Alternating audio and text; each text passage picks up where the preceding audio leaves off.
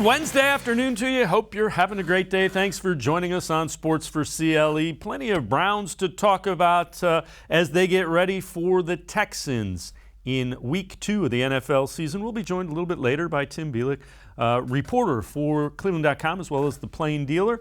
We will be joined by Dennis Manoloff, the D-Man, in just a minute. But Kevin Stefanski, moments ago, says Odell Beckham Jr. out for Week 2. He will practice on a limited basis, but Odell will be a no-go in Week 2 against the Texans at First Energy Stadium.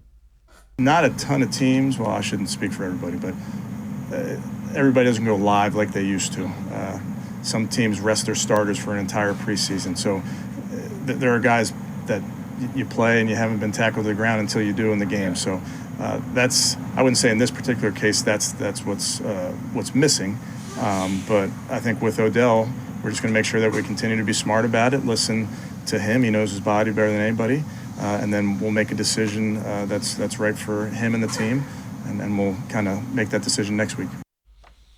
Also some news from out in Berea. Most of the offensive line not going as far as practice goes. And again, nothing crazy as far as injuries. Jedrick Wills still day-to-day. But giving the offensive line, the veterans, a little bit of rest with that extra week of the regular season going. Let's bring in the D-Man, Dennis Manoloff. So, Dennis, Odell a no-go, and, if he's not 100%, there's no reason to rush him back at this juncture. 100% agree. I trust whatever Odell says about his body and his ability to come back and be ready to go. He will when he's ready, he'll say, "I'm ready." And we have wanted in the this day and age where medical advances are so good, we've wanted to fast track everybody who has significant injuries. Oh, well, this guy came back in such a quick amount of time, or that guy came back in such a quick amount of time.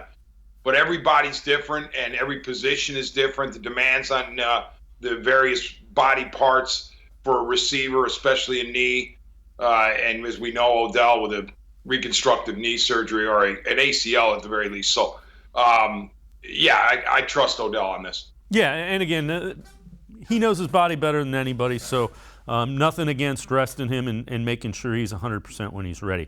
So Baker Mayfield addressed the team after that loss to Kansas City, not only about that game, but moving forward. Here's Baker Mayfield on what he told the team.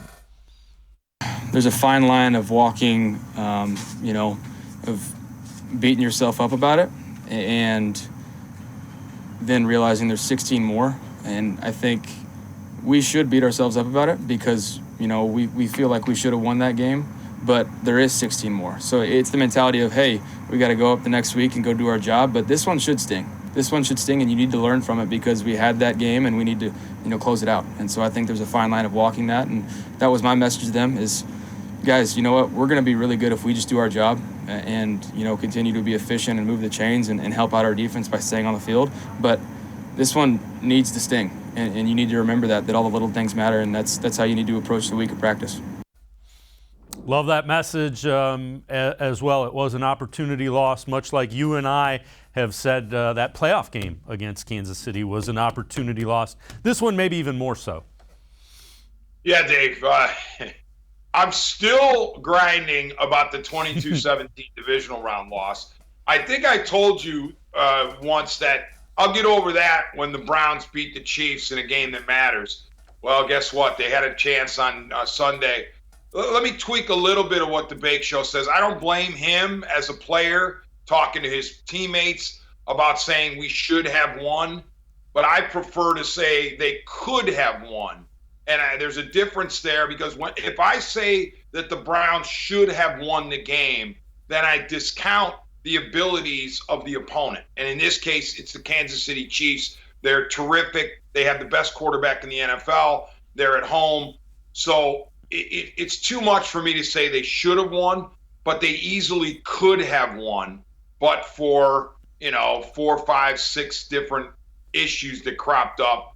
But I appreciate Baker Mayfield saying that. In the NFL, it's interesting how National Football League, the acronym can be not for long. And not for long applies in a lot of ways. I mean, it can apply to a player's career. It can apply to the attrition that takes hold by virtue of injury. It can also apply to you cannot dwell on a loss or you cannot gloat over a victory very long, because if either one of those happens, you've got a game the next week and you get punched in the mouth because you're not paying attention or you're too busy thinking about the previous week. All kinds of crazy stuff can happen. So I agree the Browns have to turn the page, but at least in the subconscious, they have to keep that one in their minds because it was an opportunity lost. I agree wholeheartedly. The other thing I'll say is Baker Mayfield looked very much like a quarterback in command of his offense. There was a lot of decisiveness. There was a couple of throws that he missed, but every NFL quarterback misses a couple of throws. Yeah, Dave, Baker Mayfield was playing terrific football for 3 quarters. And let me start, though, by when I praise the Browns from Sunday, it starts and almost ends with Kevin Stefanski. I thought that Kevin Stefanski called as good of a game as basically you could possibly call. It was a near perfect game call by Kevin Stefanski. I had wondered on these airwaves, I had wondered about Stefanski's game calling in big games. I didn't necessarily like the way the offense moved or the way the offense behaved, if you will, in the divisional round. As one example, and I went back to Stefanski as OC in Minnesota, and there were a couple that I didn't like. On Sunday, he was awesome. I mean, he had his team prepared to play, and then specifically to the offense, that offense was taking it to the Chiefs. They were dictating policy. They were doing what they wanted to do whenever they wanted to do it. The first thing that slowed them down at all was the Nick Chubb fumble. And even beyond that, they were able to continue to go at least through 3 quarters. And when you look at what derailed the Browns on Sunday, in my opinion, none of it had to do with Kevin Stefanski's play calling. So I think Stefanski out-schemed the Chiefs. I'm not going to say he out-coached Andy Reid because Reid won the game, but Stefanski put his team in position to win. He did a phenomenal job. But as for Baker, really good, but you can't throw a pick in the final drive, even if you're tripped from behind trying to throw the ball out.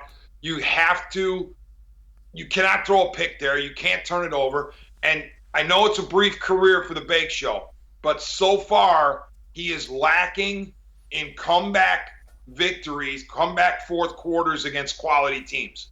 He has the Bengals solved, but he doesn't quite have quality teams solved when you need him to bring to take the team down the field and score a touchdown. All right, so let's move on. Mike Tannenbaum, former general manager, ESPN personality, came out with his quarterback rankings after week 1.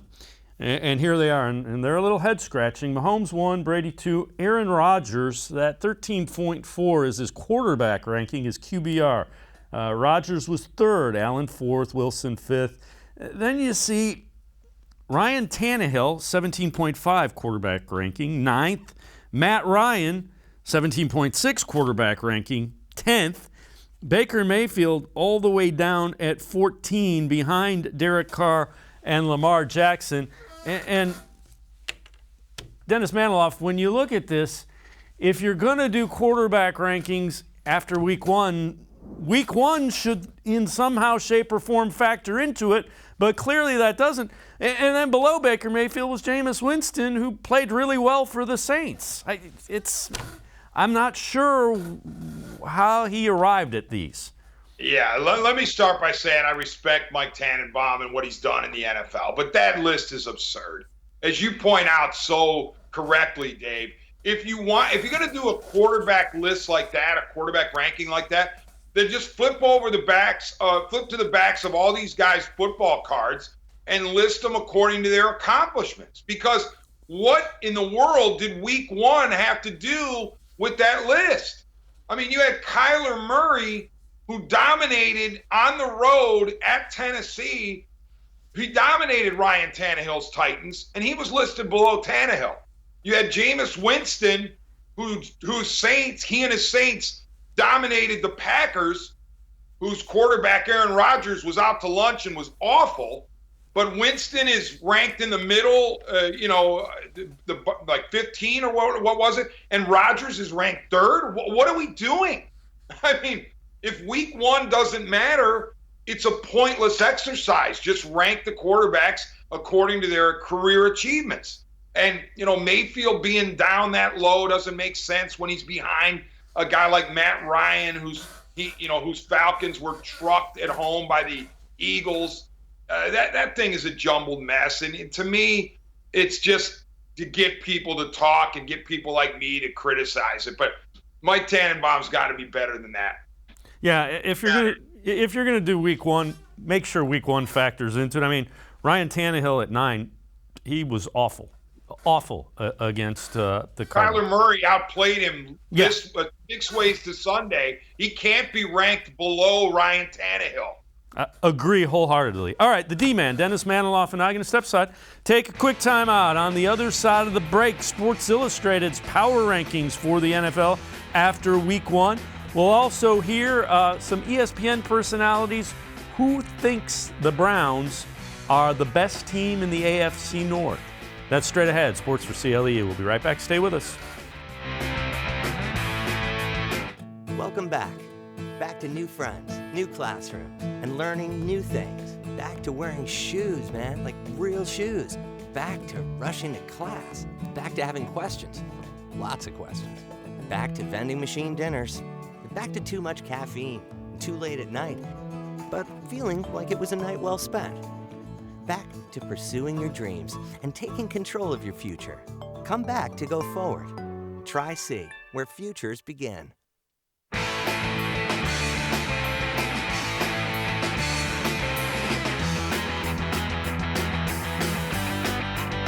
Sports for CLE continues. We continue talking Browns football. ESPN's Get Up. Rob Ninkovich thought the Steelers were the best team in the AFC North after week 1. Dominique Foxworth went with the Ravens. Here is what Kimberly Martin had to say about who's the top team in the AFC North after watching week 1. I'm shocked that anyone could say otherwise, because this is a team that almost beat Kansas City last year in the divisional round. I understand Patrick Mahomes is hurt. This is a team that this weekend almost beat the Kansas City Chiefs, like jumped on the Chiefs early. Now, because of miscues, because of the messed up punt, because of the interceptions, the sacks, I get it. That's why they lost. But come on, like, this is a team blow for blow. I said this on Countdown. A team official had said, we understand. We got to go toe-to-toe with this team. It's like playing the Golden State Warriors. The Browns did that until the fourth quarter. So unless you're going to tell me that the Steelers and the Ravens can definitely do what we've seen the Browns do against Kansas City, you can't say anybody else but the Browns. And D-Man, I agree with her. I know the Steelers beat the Bills. If you watched that game, Steelers defense is really good, and we knew it would be. Steelers offense, still a little challenged. Yeah, but you could also say that the Steelers offense had to go to Orchard Park, New York, and face, the Bills, who many people think are the primary challenger to the Chiefs for the AFC supremacy. And I guess you'd throw the Browns in there as well. But I give the Steelers credit there. That was a heck of a victory for them. They should feel great about it. And as far as who's the best team in the AFC North right now, I'm going to reserve judgment. Let's just say this, Dave. I'm going to wait till the Browns win a game first, all right? Beat the Texans decisively, and then I'll relax a little bit. But it's hard for me to say unequivocally, throwing my flag in the ground, saying the 0-1 Browns are the best team in the division. I want to see a victory first. So you're still pumping the brakes here is what you're telling me. All right. Well, and I'll tell you what, it's always great to see the Ratbirds lose. I love watching the Ravens lose, and it was a beautiful thing on Monday night. Thank you, Derek Carr. we're going to find out a lot about the Baltimore Ravens this Sunday when they play host to the Kansas City Chiefs. Yeah. Because they're home. It's their home opener. Their defense is physical. Yeah, they've had a lot of injuries, especially at the running back position. They lost Marcus Peters, the corner. So they've been hit by more than their share of injuries right out of the gate. But we're going to find out a lot about the Ravens because the Chiefs come in and we get to see those two teams match up. All right, so let's take a look. Sports Illustrated power rankings after week 1, and they have the Rams as the top team in the NFL. Bucks number 2, Chiefs 3, 49ers number 4, Browns number 5, followed by the Packers, Bills, and Seahawks. So Browns, even though they lost, they have them as the fifth team in the NFL. That's Sports Illustrated. Well, again, the Browns are 0-1. So I need a win, maybe 2, 3, 4 in a row before I start to buy in. We talk the same kind of concept with the power rankings for teams as for quarterbacks. Okay, best rosters on paper going into the season, the Cleveland Browns. So if you want to stay with that, you keep ranking them high. But if you want to factor in week 1, I don't know that they're as high. Yes, they get credit for going toe-to-toe with the Chiefs, and in a game they easily could have won, but the fact of the matter is they still did not win. And, I look at a team like the Seattle Seahawks, based on what they did in week 1 and based on Russell Wilson's resume and some of the other players they have on the team, I would put the Seahawks ahead of the Browns for the moment. I don't know that I would have the Rams being the best team in the NFL. Because the Tampa Bay Buccaneers are the defending Super Bowl champion, and they beat the Dallas Cowboys with a dynamic quarterback, the Dallas Cowboys, in Dak Prescott. So what did the Tampa Bay Buccaneers do wrong to deserve to be ranked below the Rams, who beat what many people believe is going to be a bad Bears team? So, I disagree with that very top ranking. But as far as the Browns, I would probably have put them in the top 10, even with the loss, but not 5th. All right, let's move on. Myles Garrett. So this is a tweet, Bleacher Report, Gridiron. And when we look at it, Myles Garrett tweets out, "No such thing as moral victories." And I knew you would like that one, D-Man, and that's kind of been a recurring theme. I do enjoy what we have heard is going on with the Browns as they prepare to face the Texans coming up at First Energy Stadium in the home opener. Yeah, thank you, Myles, for saying that. And, that's how I feel. And look, it's okay to, on the macro level, looking at the big picture, it's okay to say, the Browns are going to be fine. The Browns are going to be able to get over this loss. There's 16 remaining. They have all their goals still in front of them except a perfect season. Okay. But you could say that while also being furious that the Browns lost that game and not automatically saying, oh, well, you know what? The Browns showed they can run with the Chiefs again. And we should be really proud of our guys because they hung in there against Patrick Mahomes. No, you didn't win. And the possibility that loss costs you home field against the Kansas City Chiefs if these teams meet again this season, that's a problem.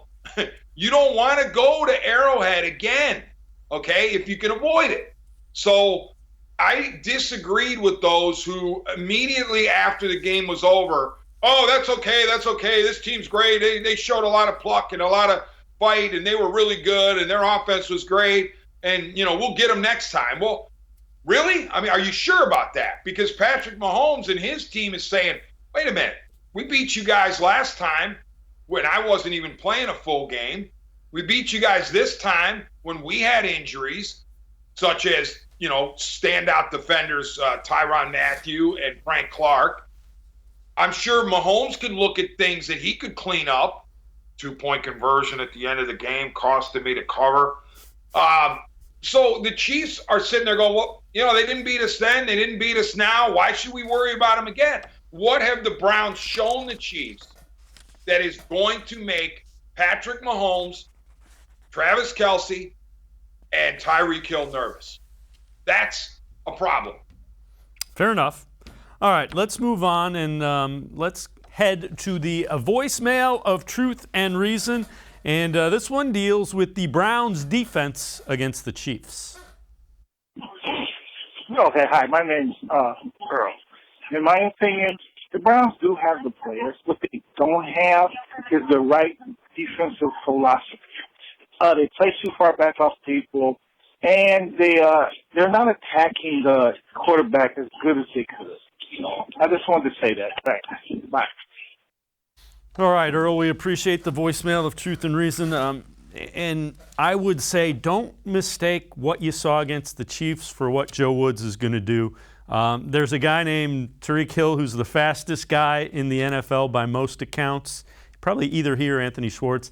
You got Kelce, and then you got Mahomes, who has a freakishly talented arm, which is one of the reasons you saw, that Greg Williams, let's play John Johnson, out on the state line in Missouri and Kansas City at Arrowhead. So I don't think what you saw in week one is what you're going to see moving forward as far as aggression goes from that defense.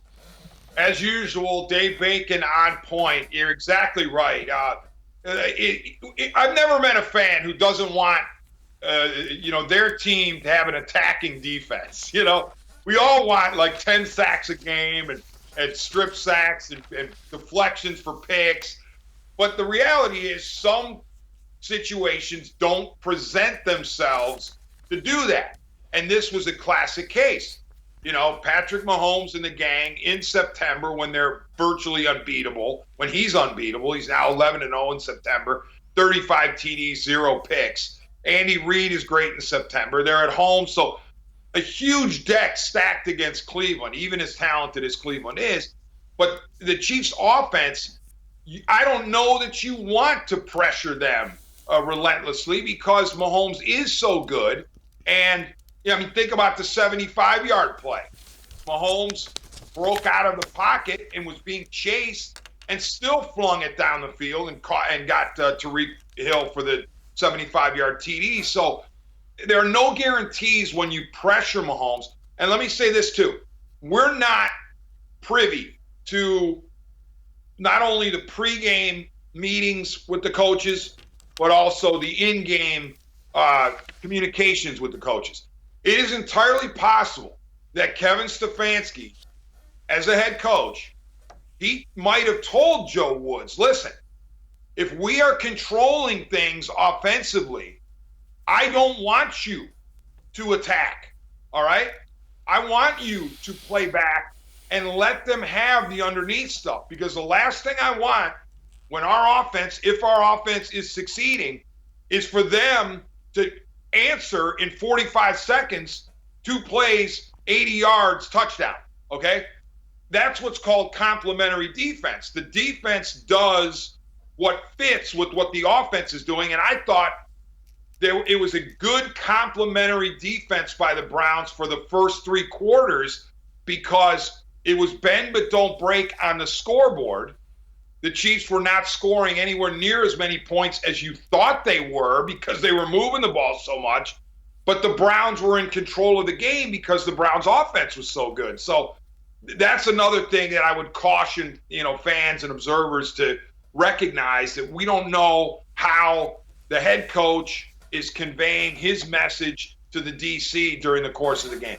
I would agree. And from my perspective, there are a lot of teams that you want to pressure, Steelers are one of them. I don't think Ben Roethlisberger moves like he could. But Chiefs, I don't want them getting behind my defense. So that's one where I'll take our guys playing deep and kind of reacting. The D-man, Dennis Manoloff, and I'm going to step aside, take a quick time out.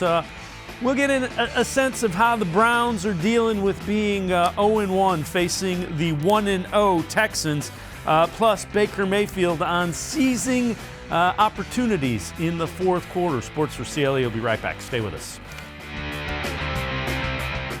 The Ohio Lottery Partners in Education program recognizes role model students and teachers from across Ohio. Nominations can now be done completely online. To nominate a deserving teacher or student, go to ohiolottery.com. In the About section, find Partners in Education. There you will find links to the nomination forms. Students kindergarten through 12th grade can be academic all-stars. Teachers can be honored as a Teacher of the Month. The Ohio Lottery Partners in Education, where stars shine.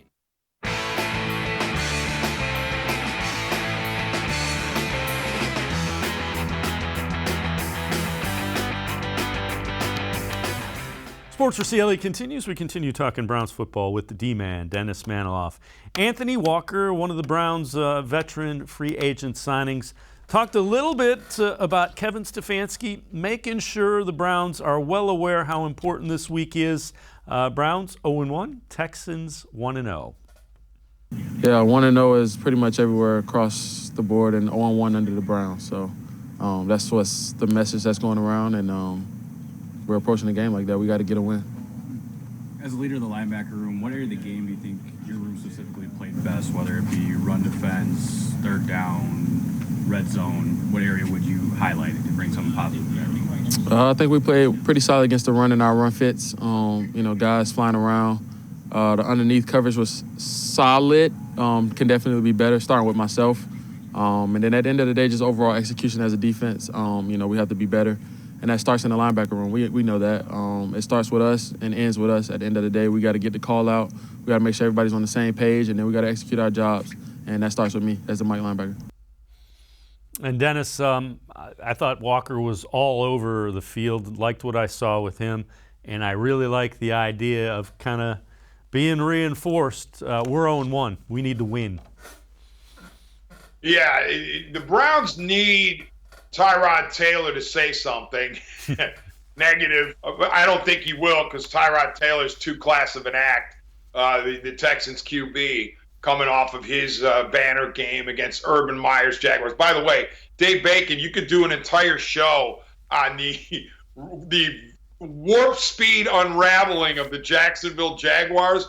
Urban Meyer already being hinted, does he want to go to USC?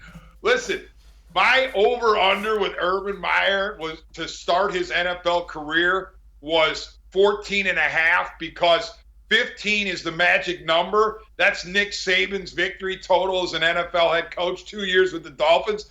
I think 15 feels like 350 right now when you read all that's happening with Herb. So I digress. The key here, though, with the Browns is facing the Texans, who weren't expected to do anything this year, still aren't, even though they beat the Jags. They're coming on the road. They have Tyrod Taylor, who's a guy you figure you can do some things against, such as pressure, unlike Mahomes. They have a lot of ex-Browns, so it's an ex-Browns revenge tour. I'm hoping one of those guys pops off and says Baker's overrated or something like that, because they got to find motivation from within, because everybody in the world, other than the Houston Texans locker room and front office and ownership, although maybe the front office doesn't think so, is expecting the Browns to win. So, yeah, I don't blame Stefanski for posting the 1-0s, 0-1s, anything he can do to get his guys revved up. I think it's very important that the Browns are opening at home in this particular case, because even if the Browns aren't super motivated to play the Texans, they're going to get motivated playing in front of that raucous, packed house on the lakefront. Yeah, I would agree. Baker Mayfield also talked to the media today and kind of addressed seizing some opportunities when they present themselves in the fourth quarter in big games. Yeah, I mean, yes and no. There's different ways that the ebbs and flows of the game are going. I'd say, just offensively, we were able to move the ball extremely well. We were, very efficient. So just trying to stay on track with what we were doing, I think, is the main focal point when it comes to games like that. Now there's different instances where, hey, we need to take a shot play right here. But with, just about a minute left in a timeout, just getting the chunk play, which we did on the screen play, getting down and then getting into, where we need one more chunk play and taking care of the ball on first down. So it's it's different every game, but especially in a game like that, it's just more about just doing our job and, staying on track. Are you any harder on yourself when you make a mistake in the fourth quarter versus the rest of the game? It's critical situations. It's those are the moments where you look back and everybody's going to remember that last play, and that can be the difference. Those moments are, no matter what's happened previously in the game, you can throw all that out the window as long as you have a chance, and whoever has the ball last, if you can make a play, those are the ones that really matter. And D-Man, he realizes that. That's one of the reasons I think eventually he will get to where he does the things that he needs to do to win in the fourth quarter. Yeah, Dave, I know, again, it's early in Baker's career, but at the same time, it's year 4. And as we said, NFL, not for long. So 4 years can be an eternity in this league. So there's no panic about the fact that he doesn't have these pelts on a wall, these fourth quarter comebacks against good teams.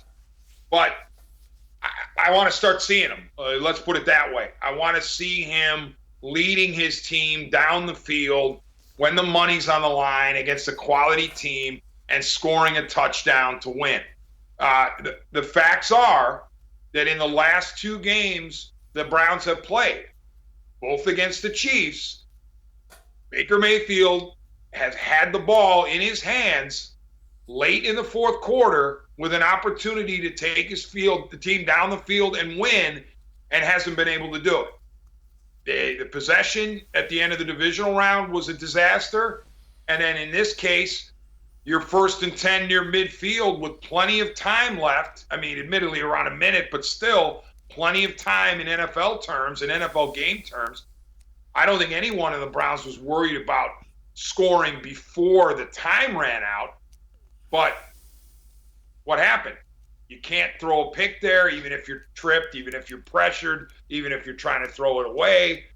So, yeah, I wish I'm looking forward to when Baker Mayfield is performing at a high level throughout the fourth quarter against quality opposition.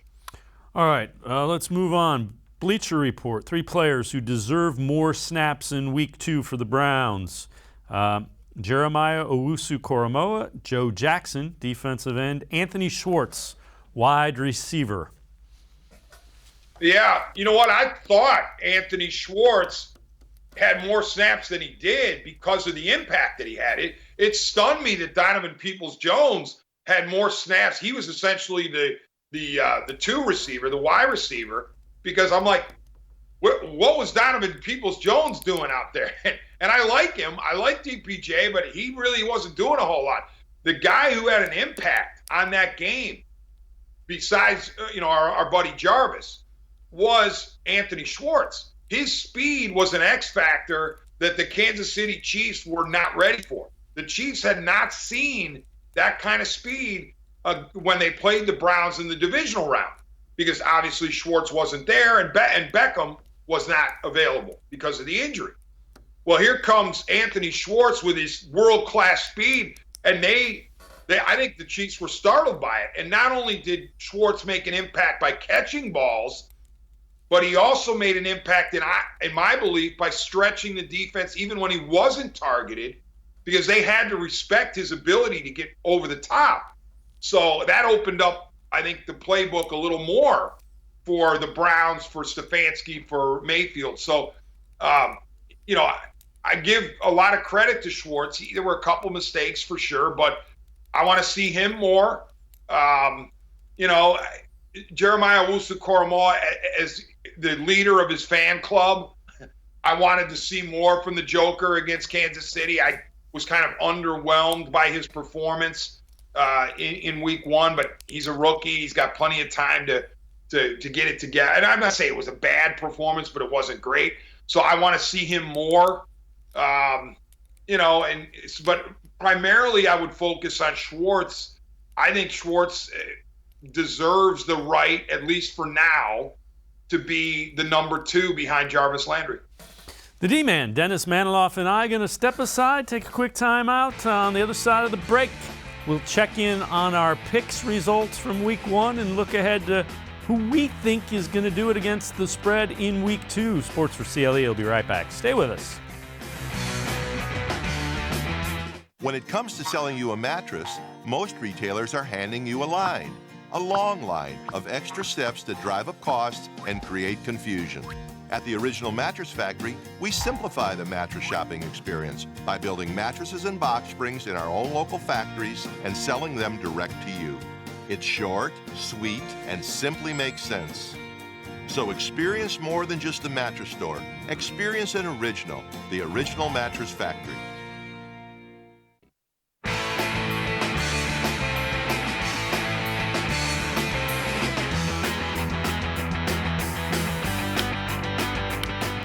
Sports4CLE continues. We continue talking Browns as they're getting ready for the home opener against the Texans Sunday at First Energy Stadium.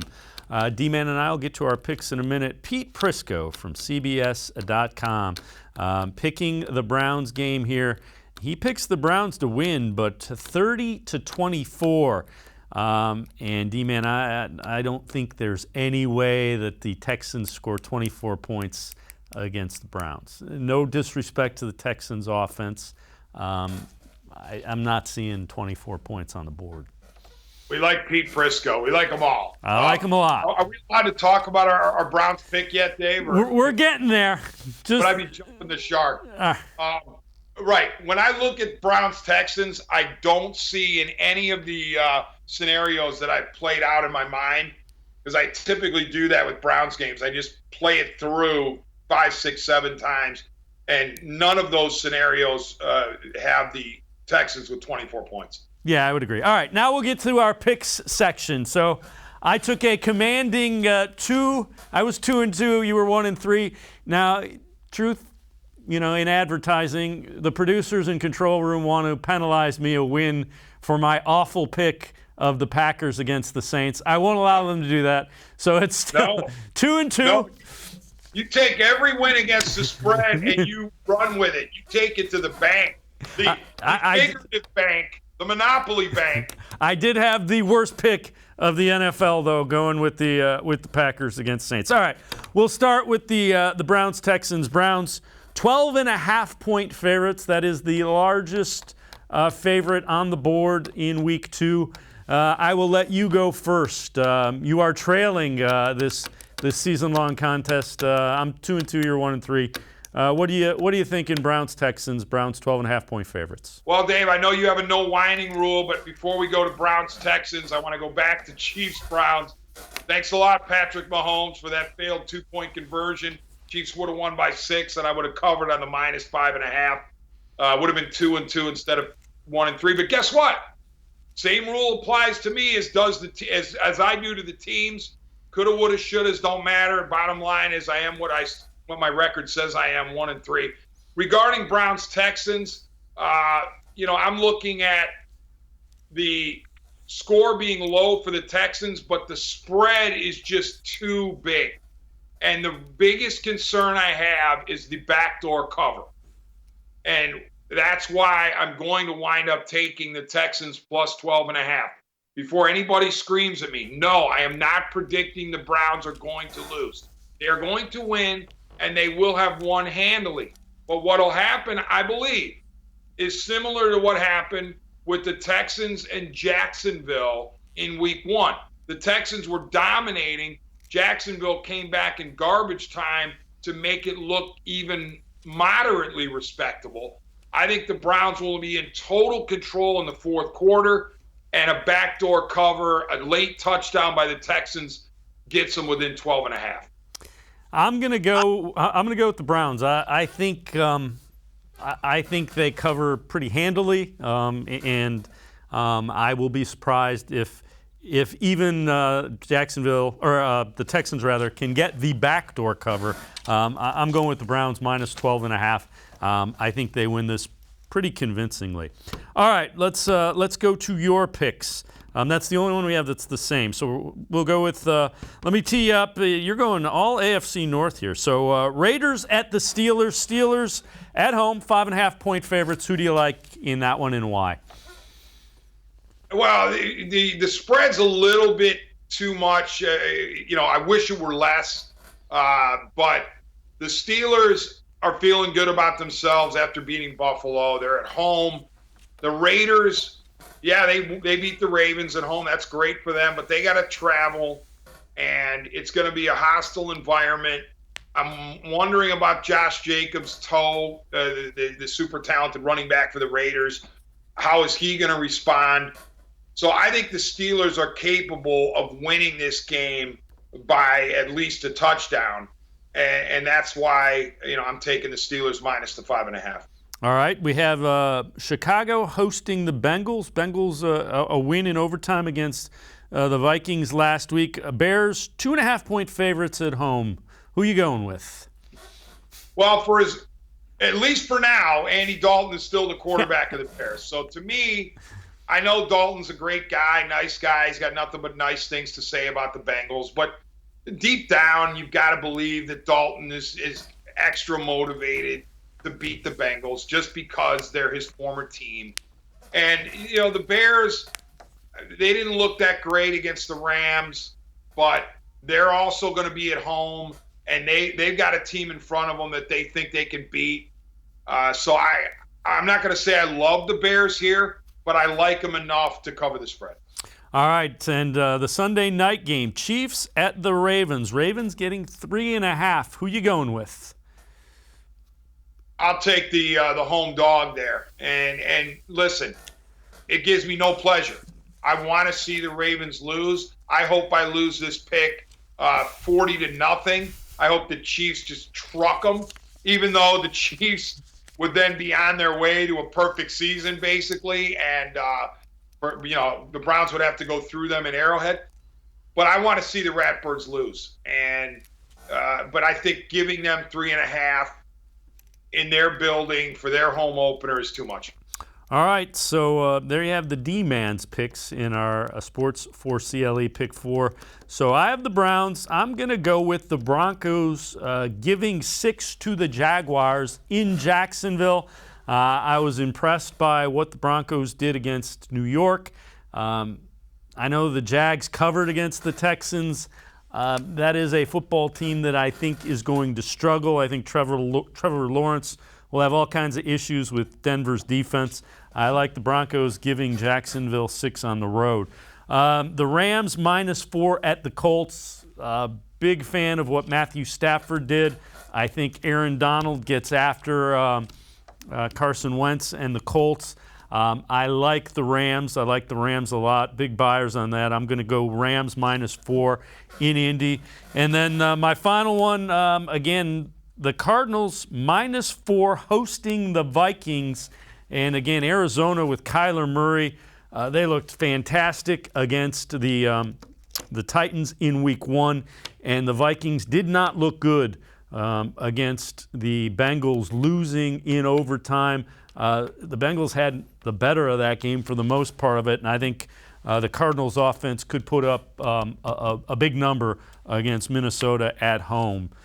So, D-Man, there we have it. I have a 1-game lead, but only week 2. So, D-Man, you can listen to him on Indians pregame, 1100 WTAM 106.9. D-Man, as always, appreciate the time and the insight. Thanks very much. Thank you very much, Dave. All right, the D-Man, Dennis Manoloff from News Radio, 1100 WTAM 106.9 FM. We're going to step aside, take a quick time out. On the other side of the break, we'll talk more Browns as they get ready for the Titans with Tim Bielik from the Plain Dealer and cleveland.com. Sports4CLE. He'll be right back. Stay with us. Welcome back.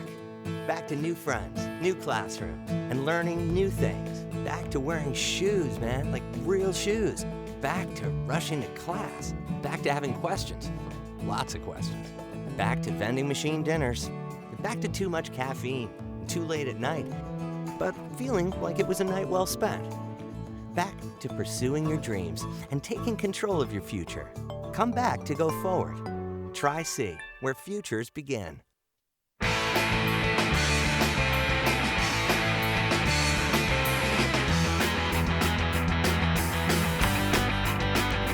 Sports4CLE continues. We continue talking Browns as they are getting ready for the home opener against the Texans. Nick Chubb talked about this Browns offense, what they want their identity to be, as well as getting ready for that first game at First Energy Stadium this season. that's the team we want to be able to run the ball and run it well, and also throw the ball and throw it well too. So I mean, that's our identity that we wanted to show, everyone who we were. But I mean, we didn't end well. We didn't end the game doing the things well as fast as we started to. So I think just doing it all 4 quarters, every play, every snap, every drive, is all we had to be more consistent on. Do you have any excitement about playing in front of a packed house again in Cleveland? Yeah, I'm excited. I mean, it's been almost 2 years, so I know the dog pound will be out, and we'll be rocking in First Energy. Let's welcome in Tim Bielik from the Plain Dealer, cleveland.com. Tim, Nick Chubb talked about that identity, and more importantly, with all that's gone on, Browns fans finally get to cheer for this team that everybody's been so excited to see. Yeah, I'm sure because of all that, the fact that they haven't been able to fill up the stadium in almost 2 years, is probably going to be a lot of pent-up energy, at First Energy Stadium. I think we saw a little bit of that at Arrowhead on Sunday with Kansas City, and the impact and just the energy it really gave Kansas City in the fourth quarter when they made that comeback. Certainly, I know there's probably going to be bigger home games on the schedule, but I'm sure fans are just going to be happy to be there, with limited crowds. They still got plenty of noise last year, particularly in the Monday night game against Baltimore. I'm fascinated how loud it's going to sound when you get 60,000 plus people packed into that stadium. Most of them who've been waiting about 2 years to see this team, so it should be interesting.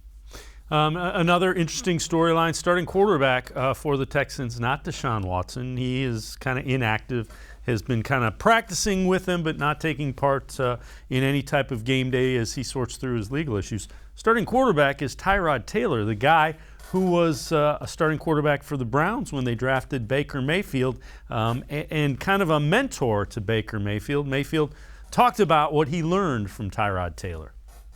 I think people took Tyrod for granted. I think he's an extremely good leader. I think, his work ethic alone, just his routine and being the same guy every single day for every single person in the building is, it's a tremendous way of, showing his leadership.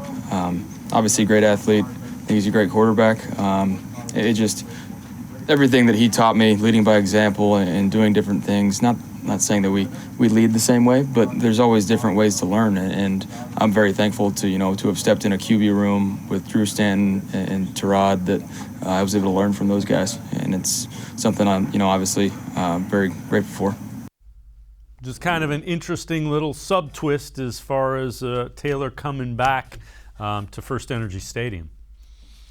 Yeah, definitely. And I think it's kind of interesting that he comes back to First Energy. And the last time we really saw him in the stadium was, him struggling in that first half back in week 3 against the Jets. He unfortunately had to leave that game with a concussion. And since then, it's been Baker's show. But certainly Mayfield showed a lot of gratitude for what Taylor taught him going in. And I always feel like that's important, for a rookie quarterback to come in knowing that you at least have some veteran presence to lean on, a guy who understands how to prepare, how to practice, how to play in an NFL regular season game. Those things matter.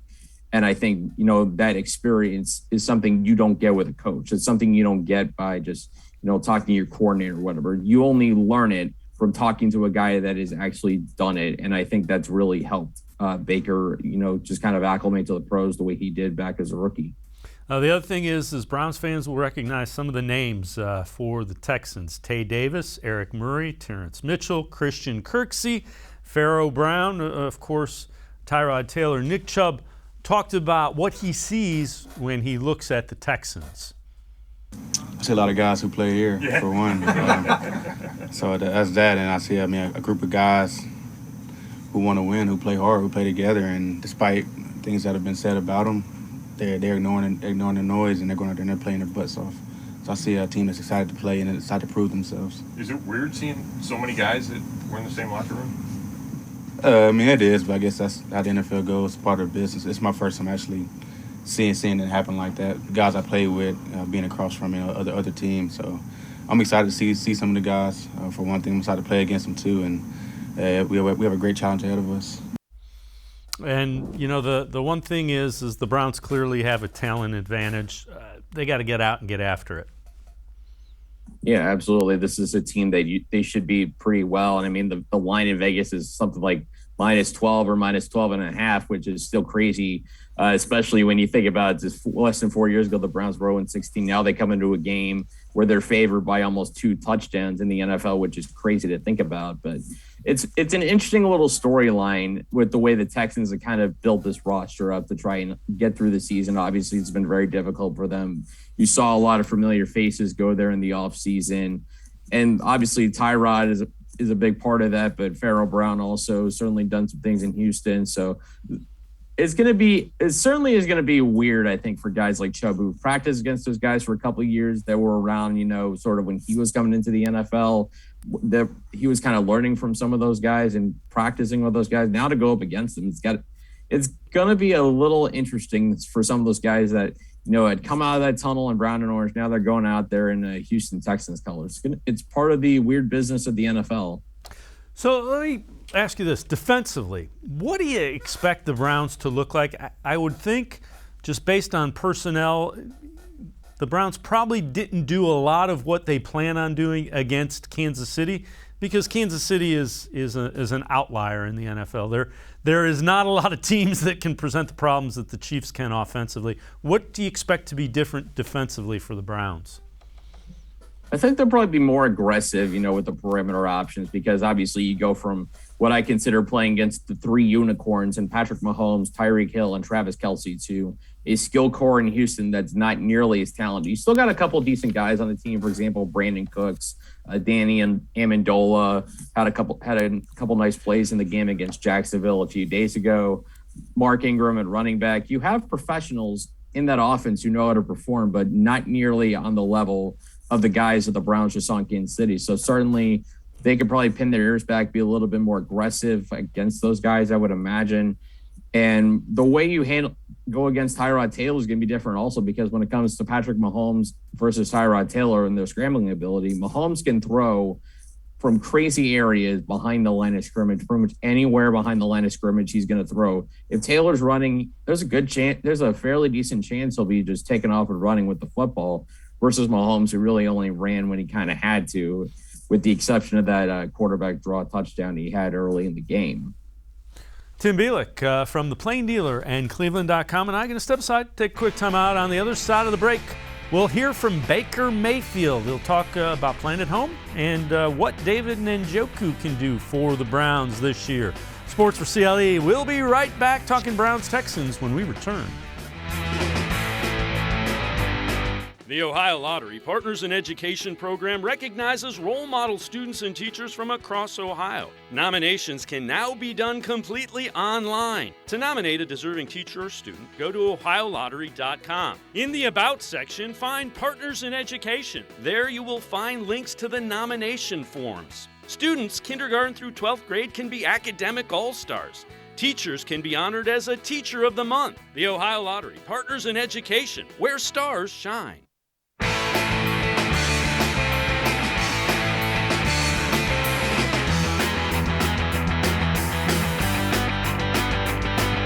Sports4CLE continues. We continue talking Browns-Texans, getting ready for Week 2 of the NFL season Sunday over at First Energy Stadium. Baker Mayfield talked about tight end David Njoku and how the Browns can use him in some of the problems Njoku presents.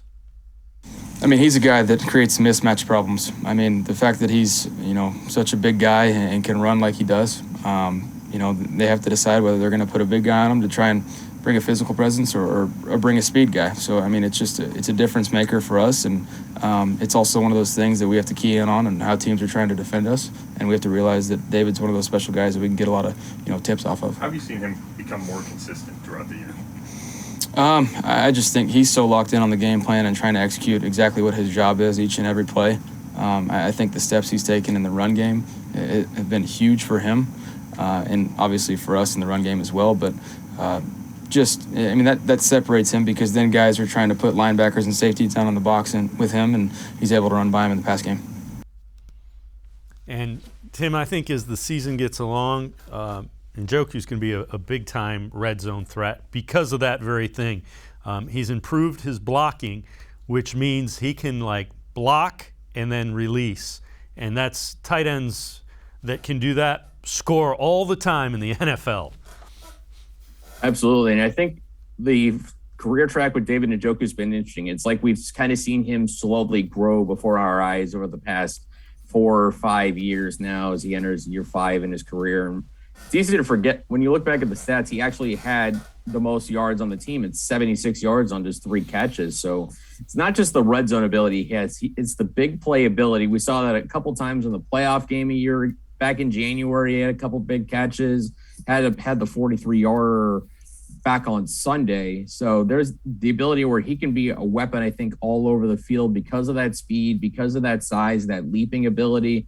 He's really a player who's on the ascendancy still. I think maybe it's taken him a little bit of time to kind of figure out how to play tight end in the NFL, as it is for pretty much any young player at that position. They usually don't come on strong right away. It usually takes a year or two to kind of get going. But Njoku, we really saw him heat up in the second half of last year, and it's good for him that he's been able to continue to do that, at least in this first game of the season. I think he's setting up for a major payday after the season. Yeah, I would agree. And keep in mind, was a young guy when they drafted him out of the University of Florida. So, again, ascending, and I think he's going to be a weapon for the Browns in the red zone. All right, Baker Mayfield talked about how excited he is to get back in front of a packed house at First Energy Stadium in the home opener against Texans. Very much looking forward to it, considering the past 2 years of, all the excitement that's been building and hype around here, to be able to get in front of a full crowd in our home stadium. Looking forward to it, and, hopefully that place is rocking. We've seen you really good in the fourth quarter, and you've had some struggles. Is it a goal just to be more consistent to be able to play that well down in the last 15 minutes? Yeah, like I said, the fourth quarter plays are the ones that, truly can change the momentum, especially when you're on the road and the crowds get into it in Kansas City. You got to make the little plays in the fourth quarter just to keep your offense on the field. And, I'm going to be critical of my game regardless. There's always going to be games, good or bad, that I want plays back. And, you want to make all those plays in the fourth quarter. And though that's kind of the next step for Baker Mayfield, to do that against some quality teams, and then he starts moving up that quarterback ranking like Browns fans think he should. Yeah, I think that's one of the final steps really in his growth is, going from very good to great and eventually to elite. Those are small jumps, but it is massive just how different those kinds of quarterbacks are. He's very good. I don't think there's any question about it. Like maybe at worst borderline top 10, top 15 guy in the NFL right now. We saw that on Sunday. He made a lot of tremendous throws. Remember, he completed 75% of his passes. Obviously, the last one is the one that, he's going to want back, that a lot of people, Browns fans, the organization, everybody is just kind of, not happy with, just the disappointing interception at the end of the game. But that's part of the growth process, I think, of Mayfield and this team as well. It's easy to forget it's only his 4th season. He's just starting his 4th season. This is the first time we've seen him have any offensive continuity as far as a system going in, and it was good for the Browns to see him really come in and just play really well in that opener. Obviously, like we mentioned before, the interception, a couple of missed throws in the fourth quarter. That's just part of the growth process, not just being able to do that, but to do it on the road when you absolutely need it most, when you have a shot to beat the best of the best. That's what separates the truly elite guys from the very good guys. And that's a small thing, but it's just so massive. And if he can get there, that really changes the trajectory of this team. All right, before I let you go, how do you see the Browns-Texans game playing out? What do you think? What do you think happens in that one? I think the Browns cover. I just think you're going to get a motivated football team that they're going to be excited to play in front of their fans. They're going to be bitter about how the game against Kansas City ended. I know Houston played well against Jacksonville, but Jacksonville is one of the worst teams in the league. That defense is not very good. And it's a gigantic leap from playing that Jacksonville team at home when you're in the Houston Texans versus playing the Cleveland Browns on the road. It's a completely different challenge for them. I expect Myles Garrett and Jadeveon Clowney to continue to wreak havoc as they did at times against the Chiefs. They made Patrick Mahomes work a little bit to get some of those yards. I think they'll get a lead. Wouldn't surprise me if the Texans, hang on a little bit early. If Tyrod starts high, because he's a little excited to be back in Cleveland, to be playing against one of his old teams. It wouldn't surprise me if it's close early, but the Browns just kind of slowly pull away. and kind of eke out like a 14 to a 17 point win and get back to 500. Tim Bielik from the Plain Dealer and cleveland.com. As always, Tim, appreciate the time and the insight. Thanks very much. You got it. Thanks for having me, guys. All right, Tim Bielik, make sure you read him in the pages of the Plain Dealer as well as cleveland.com. That'll do it for this edition of Sports for CLE. We will see you again back here tomorrow at 4 o'clock. Scheduled guests, Hayden Grove from the Plain Dealer and cleveland.com. Dennis Gates, men's basketball coach from the Cleveland State Vikings, will join us. We will also have a beat reporter to talk Houston Texans. That's all tomorrow at 4 o'clock on Sports for CLE. We will see you then. Have a great night, everybody.